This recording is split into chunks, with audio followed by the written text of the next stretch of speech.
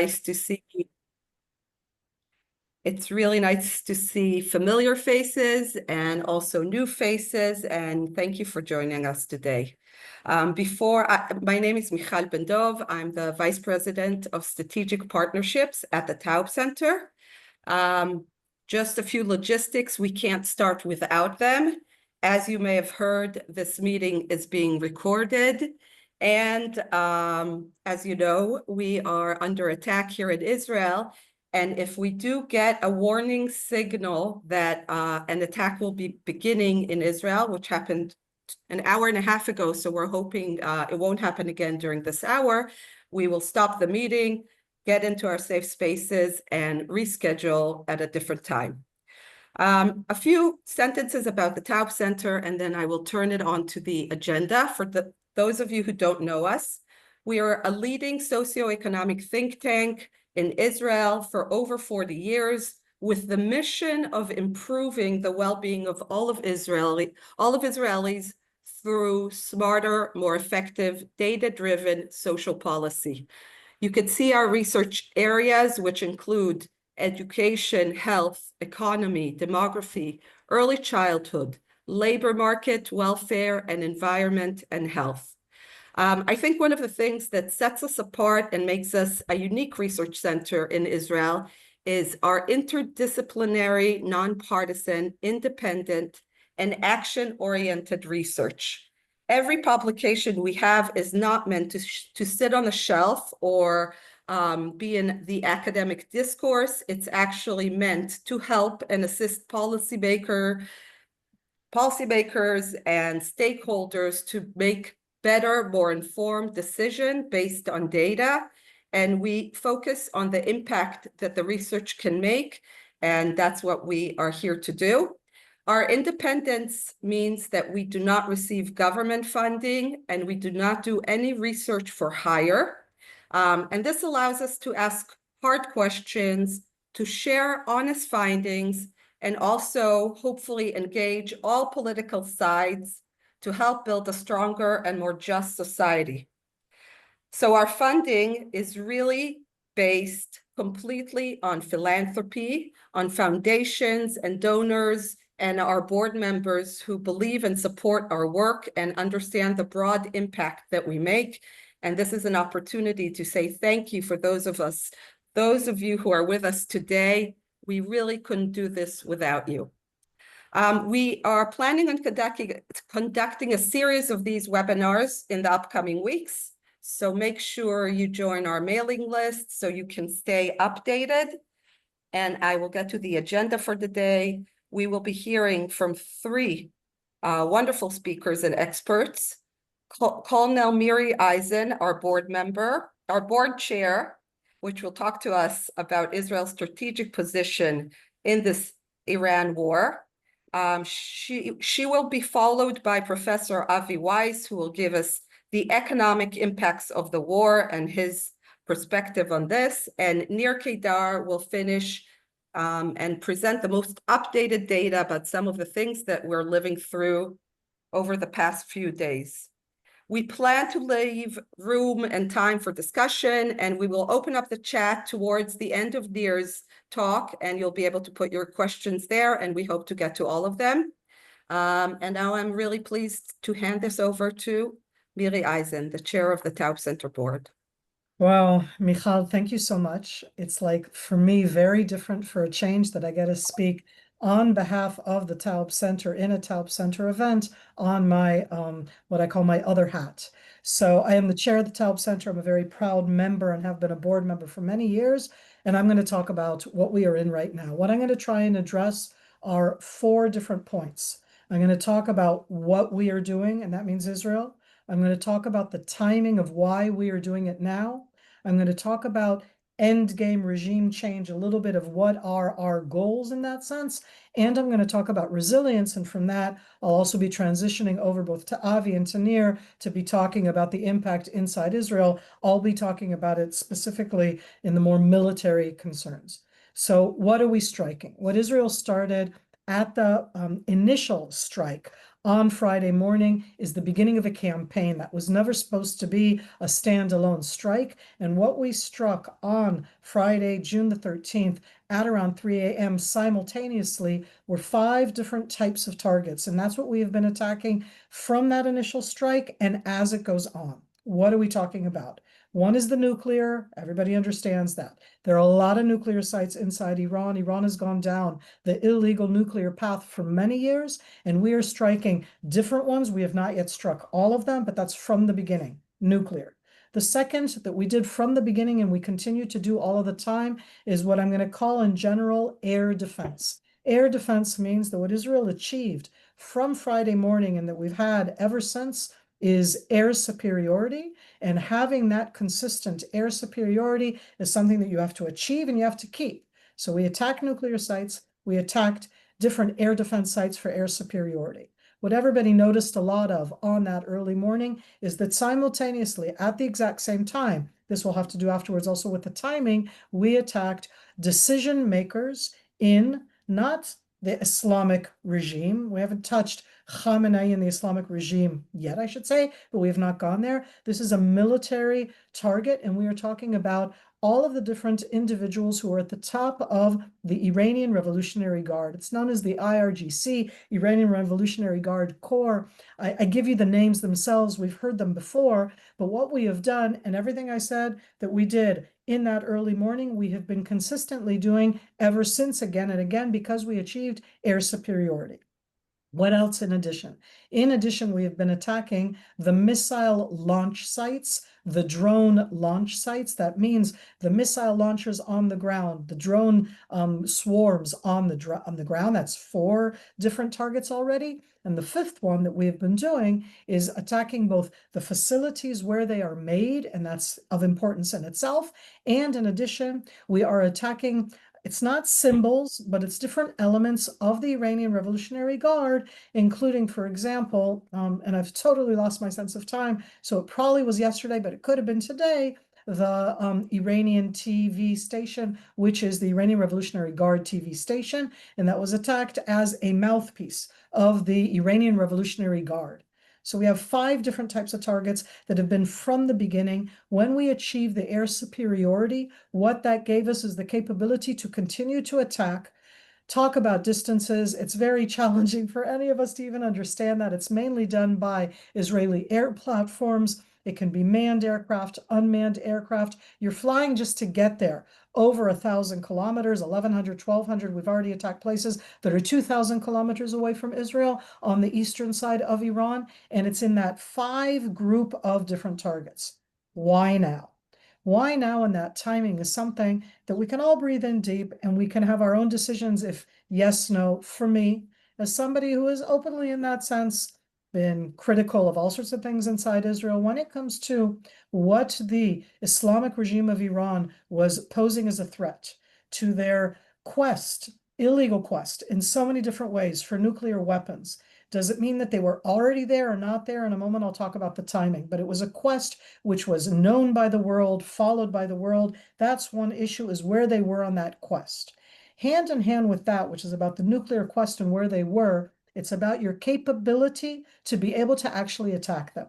This is not a new plan. This is not a new idea. I've been in this for a very long time, and I've already spoken a decade ago where people would ask me, is Israel about to attack the Iranian nuclear facilities? And when you want to have a credible threat, if you want to actually threaten those nuclear facilities, you actually have to have the capability. I think that we had the capability a decade ago. Why didn't we attack then? The world was very much in negotiations. Israel is not against the idea of negotiations. But what has happened over the last decade, and I really should say 20 years, is that the Islamic regime has consistently continued trying to do different illegal nuclear paths. And the International Agency of Atomic Energy, based in Vienna, last week before this attack, said for the first time ever that Iran was going down illegal nuclear military grade weaponry, the development of those weapons. So when you talk about that, it's both about the timing itself of where they are in the nuclear, but it's very much also about the capability. Capability is made up out of 2 different elements. One is the intel, the intelligence.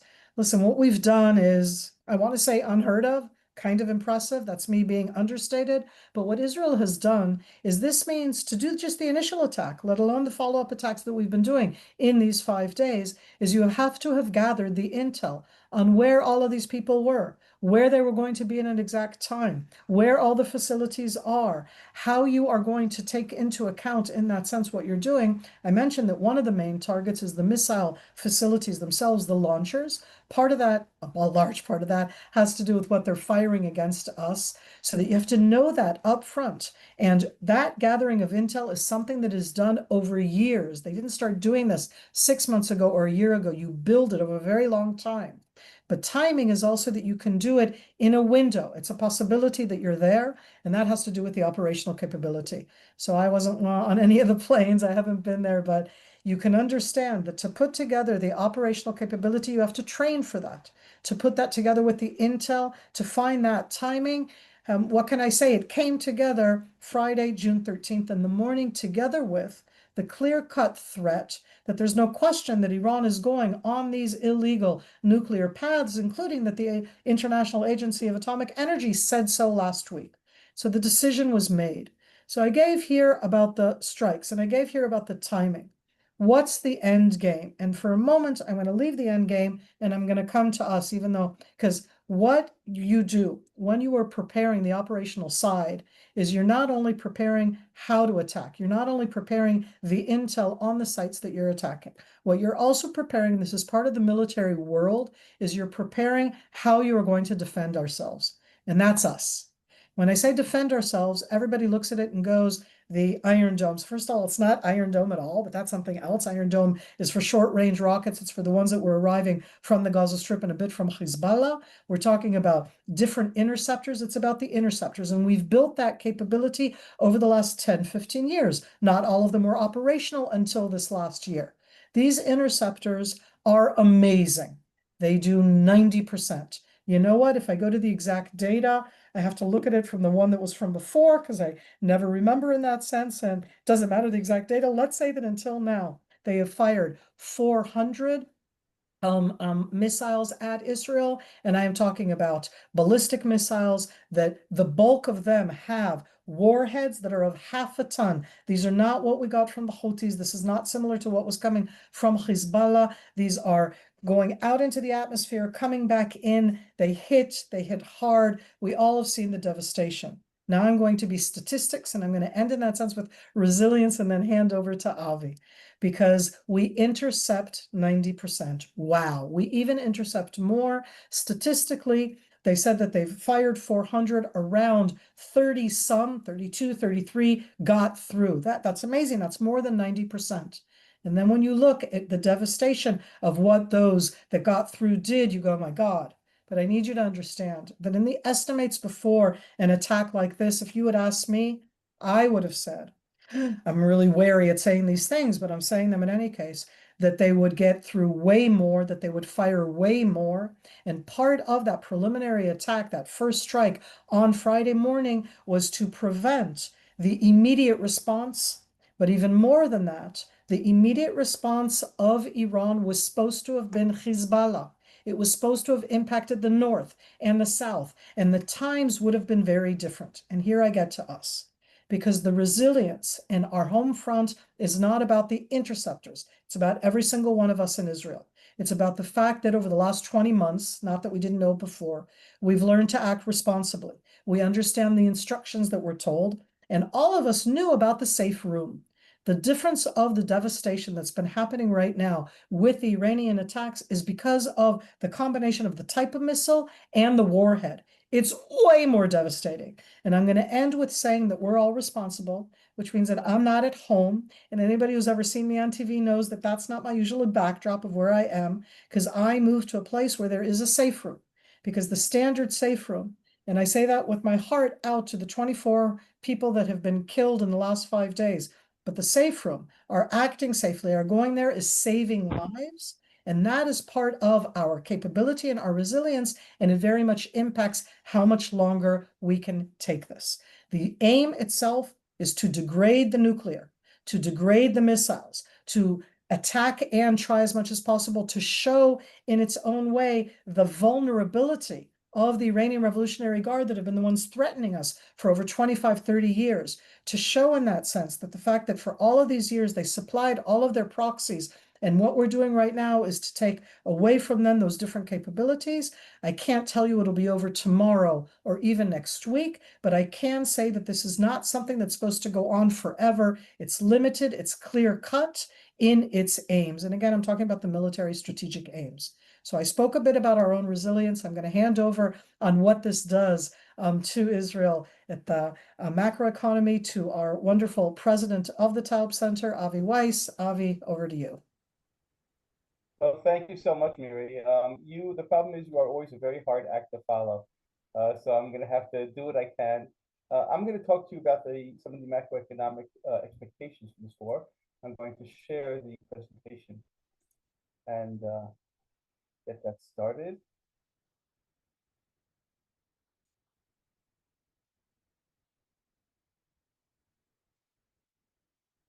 All right. So what I'm going to do is I'm going to talk to you, as I said, about some of the macroeconomic implications of what's going on inside of Israel, what's happening with respect to this war right now. And here I put up this first slide because there really is a very, very big caveat. So first of all, since I'm just going to be talking about the macroeconomic perspective, at this point, I'm not talking about the human perspective. I'm not talking about the lives that have been lost. I'm not talking about the people who've been injured or in hospital. Avi, I'm getting comments that people can't hear you well, so maybe talk closer to the microphone. All right, so is this better? Let me know. Is that good?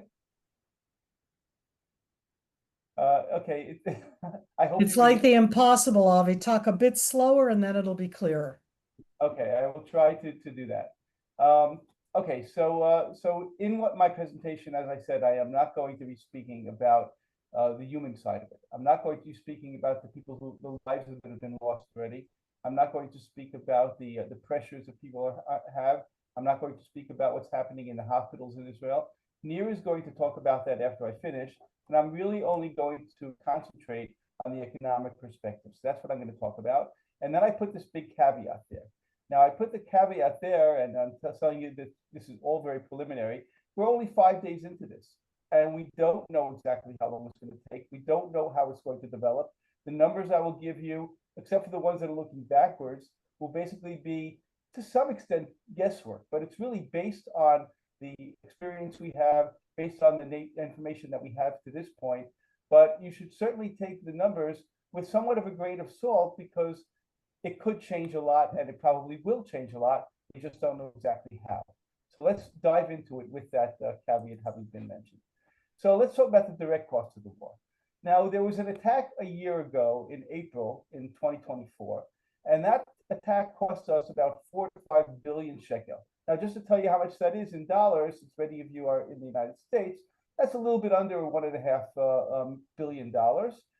It's very significant for the Israeli economy, not nearly as significant for the US economy. But there you were talking about 130 ballistic missiles that were sent into Israel, and a bunch of drones that were also sent in. Israel, just in the very first 3 nights of this war, it already cost Israel about 10 billion shekel. So about twice what it cost us the confrontation a year ago, and only 5 days into it. This is going to continue to grow, and assuming that we can get this over in about a month, we don't know. I don't know if that's true, but if we can get this over in about a month, that would probably happen more likely if the United States joins than if not. Then, assuming Iranian capacity gets lowered, we're going to get to about 40 billion shekel. So that's a very, very significant sum, about $12 billion. In addition to that 40 billion shekel, we have the cost of the war with Gaza. So far this year, it's been 135 billion shekel, given that it was expected to be over already. It's not over yet. We have an additional cost of about 25 billion shekel. Add it all together, you get to a total of about 200 billion shekel. That's 10% of Israel's GDP. So this is very, very costly to the Israeli economy. If we take a look at the defense expenditure, you can see that this is the percentage out of GDP that is going on defense. And you can see that before this entire war in Gaza started, before the attack on October 7th, you can see that we were spending about 4% of GDP per year on defense. it went up to about 7 to 8% as a result of the war. And now it's going up even more to somewhere around 10%. Now, those numbers that are at the right-hand side, the 9%, the 11%, those are really just, guesses. But if we're going to get to that 10% that I said before, that's about where it's going to be. But I don't know exactly where that's going to be. So those are just, as I said, learned estimates. If we take a look at the damages that have happened so far, well, the damages, the previous attacks, both in April and in October last year, caused very little damage. But there is significant damage this time. As Miri said, we're being hit a lot more. And the initial claims to date were about of property damage are about 2 billion shekel. That's a lot of money. And the truth is, that's only what's been claimed to this point. Probably that's going to go up by at least 50%. And this is just another expenditure that the government is going to have to foot in order to be able to help the country along. We do know that there was a hit in the refineries in Haifa, and we don't know what that's going to cost. We don't know how big the damage is going to be, what's going to take to fix that, but that's going to be very, very substantial. If we take a look at what it means for the deficit and for debt inside of Israel, well, the deficit in Israel was expected to be about 5%. That's optimistic, but that's what it was expected to be before this started. And this is going to add about 3% more. So we're going to be at a deficit of about 8% or more than 8%. And that's very, very significant. That's a lot of money. And that's going to shoot up the debt to GDP ratio. The debt to GDP ratio, which is very important for Israel's credit rating, for the amount of interest Israel has to pay on its debt, was expected to be about 69%, which is 10% higher than it would have been without the war. And now it's going to go up to about 75%. Just to give you an idea, it didn't even reach that during COVID. In other words, it's gotten to a maximum of about 72, 73%. And now we're probably going to go over that. And that's very significant for Israel's credit rating. However, let me say with that, today S&P put out a report on what they expect to do with respect to Israel's credit rating. And for now, they are not lowering it. For now, they are not changing it. They're actually in their discussion, they give 4 different scenarios. Some of them are more realistic, some less. But if this is up to 3 months long, they don't see themselves at this point lowering the Israel's credit rating. But Israel still has a negative outlook. So that's with respect to the S&P.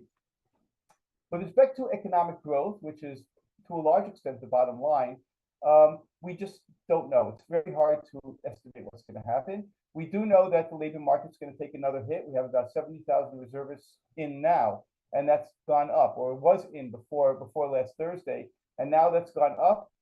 I don't know by how much, maybe Miri knows, but this is a very, very rough guess of about 100,000 serving right now. I'm not sure if that's right. And there have been major problems. Israel is in a semi-lockdown. We're working from home when we're working at all. The schools are shut down, so parents are taking care of their children and with their children and not really being able to get out to the labor force as much. They're talking a bit again about furlough systems inside of Israel. Don't know if that's going to happen or not happen, but that could happen. And to some extent, from that perspective, it's similar to what happened in COVID when we had the furloughs. It's very different, of course, how it's happening worldwide. This is happening just in Israel. 8% drop in GDP during COVID, during that first period. It's similar in many ways to what's happening with the war. At the start of the war, we had a 5.4% fall in GDP. So we don't know exactly what's going to happen, but some estimates say we could fall in growth from 3.5%, which was optimistic, which was the Bank of Israel was saying, but others were saying less than that. It could fall down to about 2.5%, which means that growth will be much, much smaller than expected. My last thing I'm gonna say is let's look forward a little bit and think about what we should expect should be happening inside of Israel from a macroeconomic perspective. First of all, because of the larger expenditures, you're going to have to get it from someplace. Either you increase your debt, well, you don't want to really want to do that because that's a long run cost, or you have to make more budgetary cuts, which is very hard. We've already cut about 2%. Now we're going to cut another 1.5% to 2%, possibly. Increased taxation is also difficult because that's already happened to some extent, and it's hard to find where to increase it now unless you increase the value-added tax again, which is, the easiest to do, but it is also very not a very good tax to increase because it is very regressive. The other thing, what you do need to do when we move out of this, when you're able to move forward, is you need to take the steps that are going to increase growth. To increase growth, you need to get more participation in the labor market by the groups that are not participating, better education or better or more marketable education for those groups to allow them to be able to be absorbed and get higher salaries and produce better inside of the labor market. And also where Israel is really lacking for a very long time is in public capital and in particular transportation systems.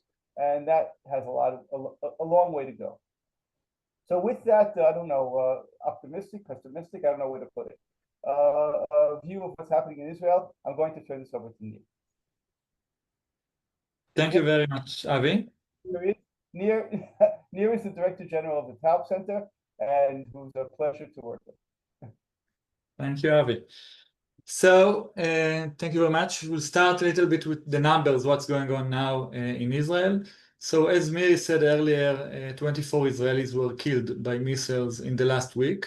We can see that most of them were in the center of Israel, but we have also 7 people from the north, 4 from the city of Tamra, and 3 from Haifa.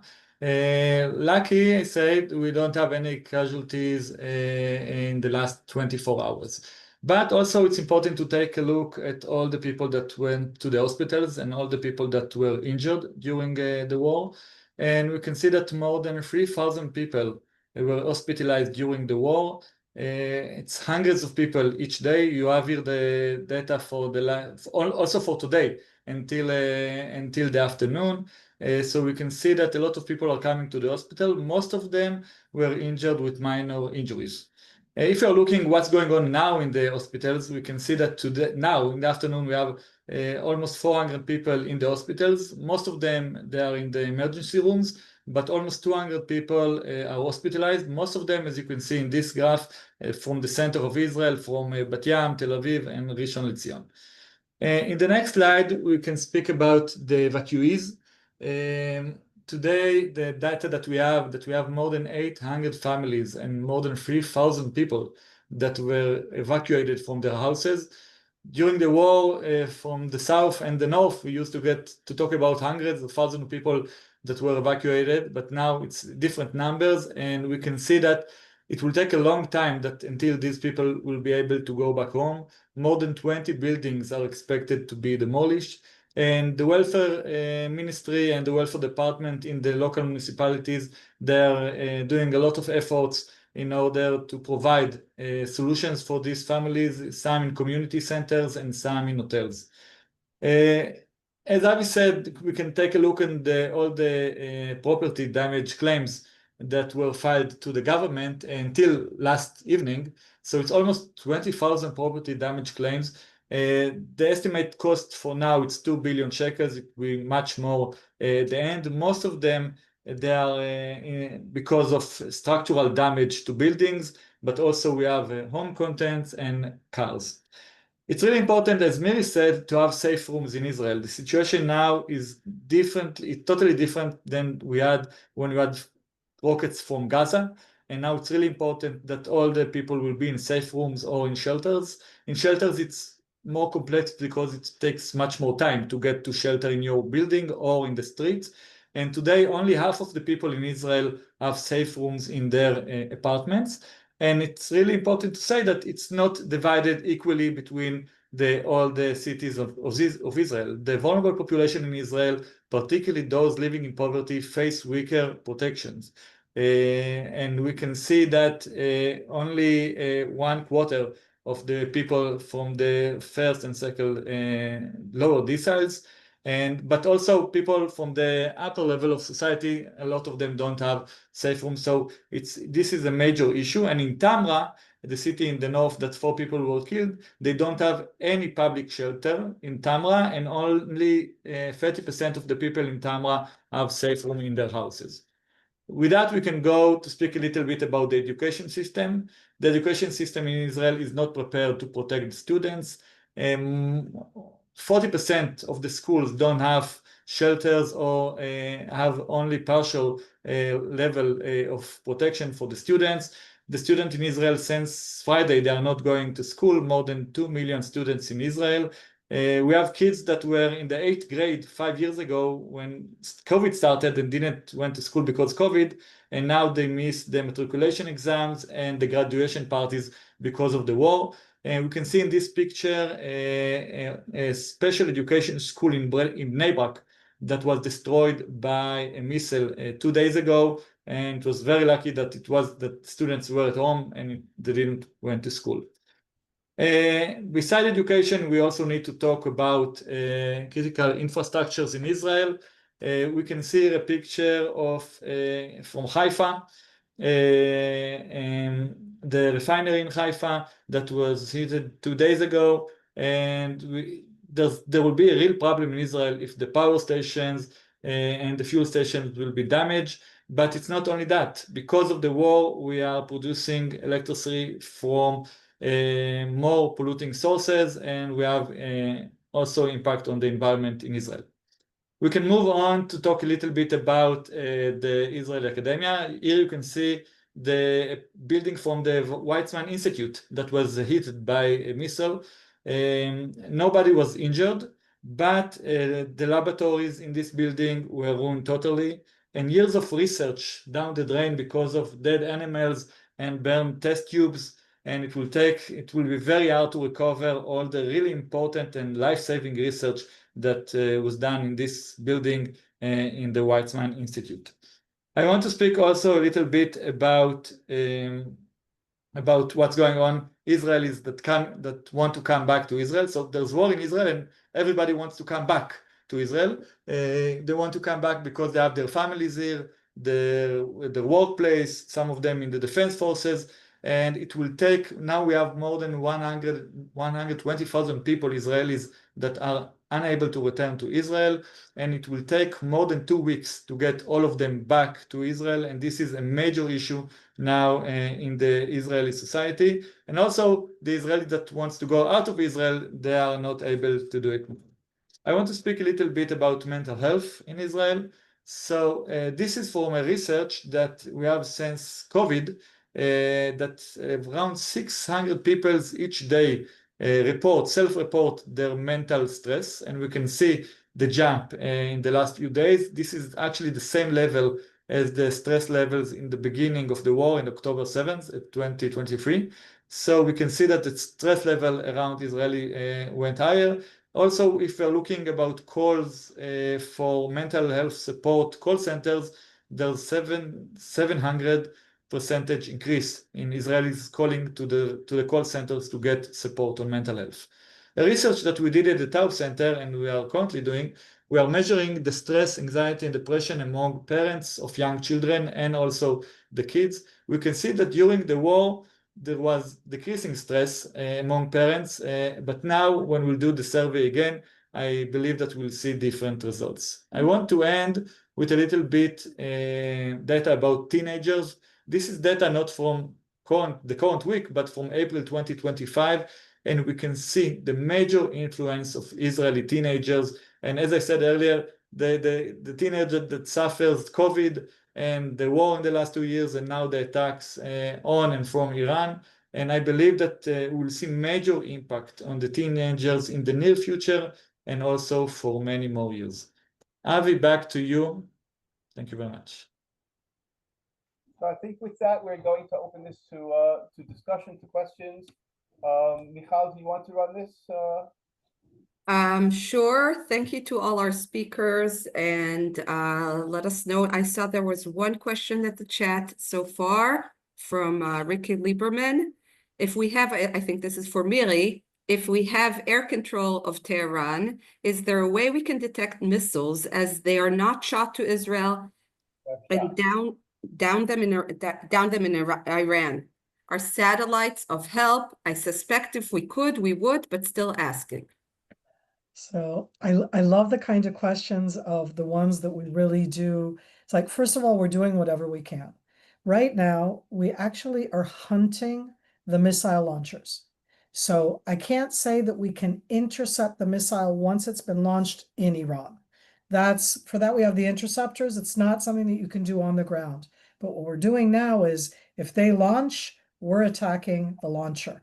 And they don't have an endless amount of launchers. And right now, one of the reasons I think that there's been the change in the time that we in Israel all are very aware of, that until the day before yesterday, we kind of got 20-minute warning. And then after that, it would be a more specific one when they fired the rockets, had to do with what I'm going to call static launchers that were in a place where they had to do something before they started and we could give a longer warning. And now they're using mobile ones. But what we're doing is we're using all of our different intel operational capability. Remember that what is over our air superiority, you said satellites, but our air superiority is all about both the manned aircraft, but the unmanned aircraft. And that gives us lots of eyes that are looking over territory. All of these different type of launches give out a lot of signals. They can't hide it when they fire a warhead of 0.5 ton in a ballistic missile. That's something that you see. The vehicle that it's on right now, they're using mobile ones. So what we're trying to do is to hunt those. And I think we're being more and more successful. I know it doesn't feel like it is for us right now, perhaps in Israel, but remember this, that on that first night, the first time they attacked, they haven't really attacked with more than 50 missiles at a time. They've been tracking with drones. None of the drones have gotten through, and that's because of our active defenses. But the missiles themselves, that number is a number that's been going down. They were attacking 50, and then they did 50, and then they went down to 30, and now they're going down to 10, and then they're going down to 5, and that has to do with our hunting them. So I really do think in that sense that we're doing much, much better. We have another question from Rachel. Is Israel really in the position to encourage a regime change in Iran? We haven't succeeded in Gaza. So I love the question, Rachel, about regime change. It's probably the question that I get the most. And as you all know, I do a lot of international media. I don't think that we are going to do regime change. It's just like in the same sense of Hamas in the Gaza Strip, Hamas is Hamas, terror organization. It's also Arabic-speaking Palestinian that was founded in the Gaza Strip. It didn't come from the outside. And that is a non-state terror organization. The Islamic regime of Iran is much more complex. 45 years ago, they had a revolution. That revolution was of Persian-speaking Iranians. It wasn't done from the outside. And in that sense, I don't think that we can change the regime for them. I'll even go so far and say similar to Hamas in the Gaza Strip is that probably half the population do support this regime and half the population don't. So this isn't about the regime change, but there's no question that it's about the focus, okay? Because this regime has been very focused on exporting its revolution and about annihilating the state of Israel. And instead of looking at, we have to destroy them, we have to change the regime, I'd like us to think about us showing them the price. And so it may not change their rhetoric, but they won't have both the capabilities, and the entire world is looking at that. So I personally, if they would ask me, they don't ask me, would not recommend necessarily killing Khamenei. For those who don't know, Khamenei is 88. You could just leave him and he'll die. I mean, that was me being very sarcastic in any case, but he's not going to be around forever. And when Khamenei goes, there's going to be somebody instead of him. When somebody instead of him goes, there will be somebody instead of him. But that rhetoric, I mean, Khamenei has been the supreme ruler for 35 years, from 1988. That's a very long time. And in that sense, I think that we really do need to breathe in deep. It isn't about destroying everything, but it's also not believing the rhetoric that comes out from there. So yes, I want regime change. No, I don't think that we're going to be doing it, but I think that in our actions, we are bringing about a completely different Middle East because we are exposing what Iran really can do, what the Islamic regime can do. And they were the backers of all of the instability, not all, okay, there are other ones too, but they were the main factors in the ideology and supplying the weapons and giving the capabilities to all of the proxies that have been firing and fighting against us, not just in the last 20 months, but also. So yes, I do think that that's an important part. We have another question from El Hanan, and I'll add Chaya's question to his. What is the likelihood of the Americans giving material support? And Chaya asks additionally, why is Israel fighting alone and there are no allies fighting with us? I'll start and then I'll hand over to Avi, because I think that Avi, we both want to answer this one. I'm going to say on the military level, that we all have to breathe in deep. The other countries weren't willing to do it. That's what I started at the beginning. We gathered the intel, we did the operational, we have the air superiority, we're doing it alone. Kudos to us, excuse me for putting it in those terms. It isn't without support, because the support is also very quiet, which means that specifically when it comes to the US, certainly this government will continue to send us military supplies.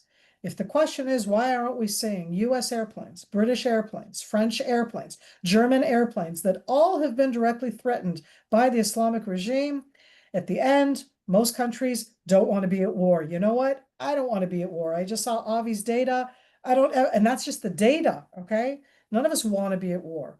But we're the only ones that really feel what it means, the existential threat, what it means here. And in that sense, we're doing it. I want to say that the voices that we're hearing right now, certainly from the United States after we started, but also from UK, Germany today, for those who haven't been following, are very strong supportive voices. And that's very important for the day after, because it means that they are viewing this as something that we did, that it's being effective, that it's being impactful, and that it will put the Islamic regime in a place where the world is trying to contain it more.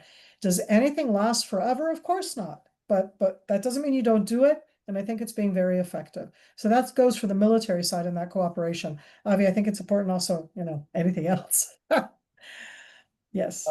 Not that much to add to that, but because that really covered it. But we are. I can't hear you again, so you have to talk either slower or more close to the microphone. Try to move closer. For some reason, that's not working well. Better. It's a bit better. Just be, slow. We're going to buy you a new microphone.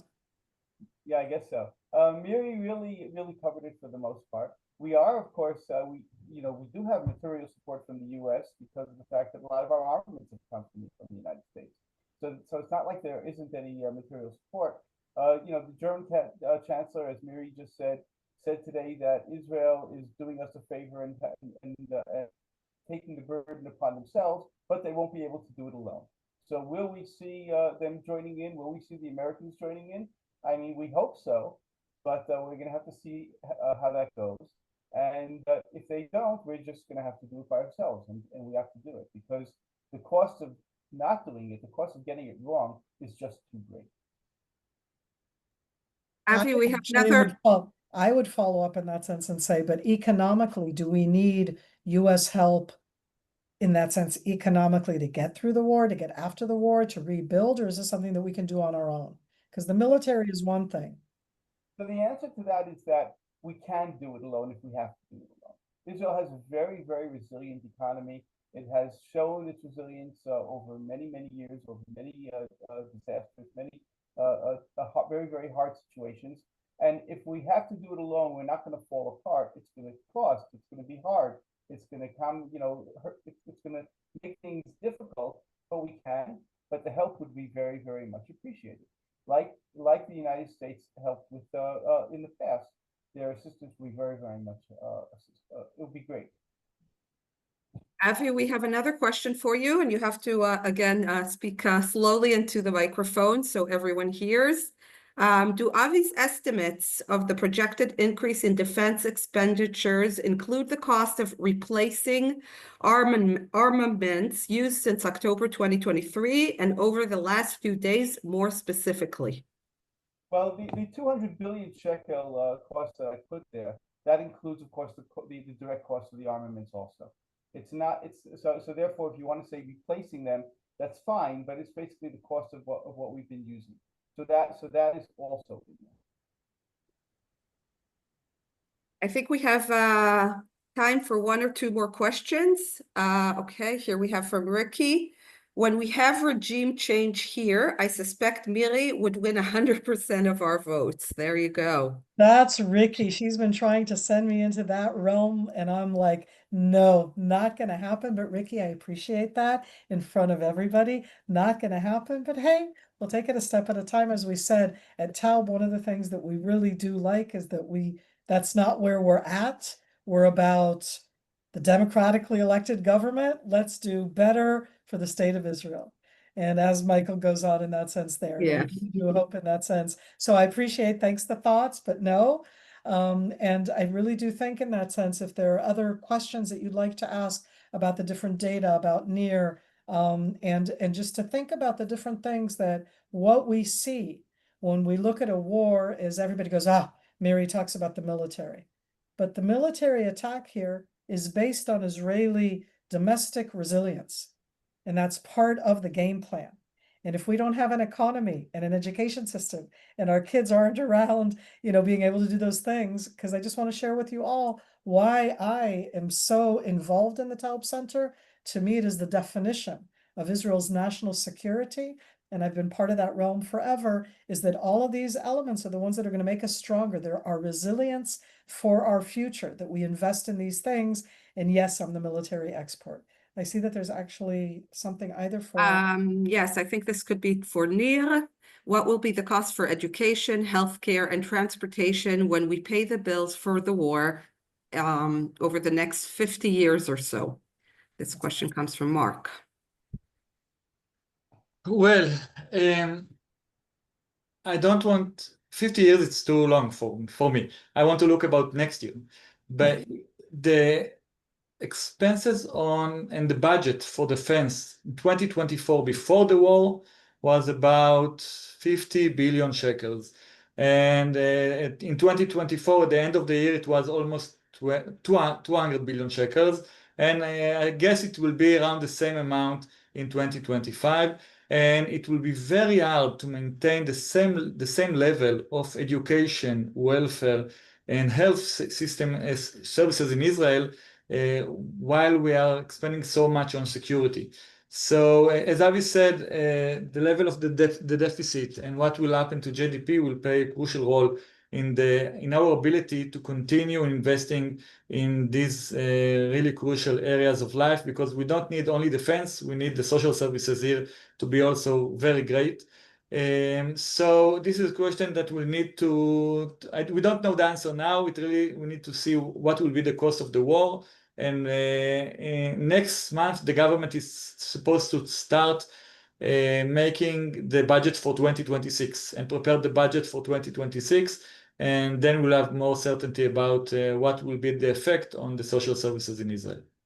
Mark, let me just add to what Miri is saying. We're not going to be paying for the bill for 50 years. We're going to be paying it much faster than that. So if you've got a 50-year window, that's great. Like you were saying, let's worry about this year and next year first. All right. I think in that sense then, I mean, I'll hand over to Avi to be able to wrap it up. I think that this has been, for me, I just learned now, like there I was talking about the military and then Avi talked and then Nir talked and I was like, okay, we all breathe them deep, but that's the data-driven research. That's what makes us really get better. So Avi, I hand over to you. All right, so I guess I'll try to sum this up really quickly. What we showed you the costs to Israel. Miri, of course, spoke about the military side and why it was important. And we concentrated on the costs. Obviously, we don't have here are the alternative costs of what would happen if we didn't do this. So these are significant costs. There's significant difficulties. There's a lot of challenges that face us. And for now, we were able to pull this together really, really quickly to give many of you who we think are probably, very, very thirsty for information on what's actually happening, be able to give you a first insider type of glimpse of what's going on. What's going to happen from our perspective, from the Taub perspective, from here going forward, is we're going to continue doing this type of work, but doing it in a much deeper level. That was doing the type of research that we tend to carry out, like what we did with the war from October 2023. We started looking at many, many issues dealing with the war and trying to investigate them like we do with the type of research that we carry out to try to inform policymaking inside of Israel, and we're going to continue to do that. We'll continue to keep you all up to date. In order to do what we do, we have a number of people here who donate to the Taub Center, and that helps us very much. It allows us to do what we do. Without that, we would not be able to do that. I would like to encourage more people to do so, and it would be very, very helpful to us to be able to continue carrying out the research that we do and affect Israeli policymaking the way that we try to do it. Thank you all so much. Thank you. And I just want to say Professor Nadav Davidovich is here with us, and he will be our head presenter next week about the health the health system, which also has a lot of information and data and stories to tell us what's happening in the current situation. So thank you so much for joining us. And if you want a recording of the session, because we didn't have registration to this session and we don't have all of your emails, some of you we do, you're welcome to email us and we'll be happy to share it with you. Everybody stay safe. Right. Shalom, Thank- shalom.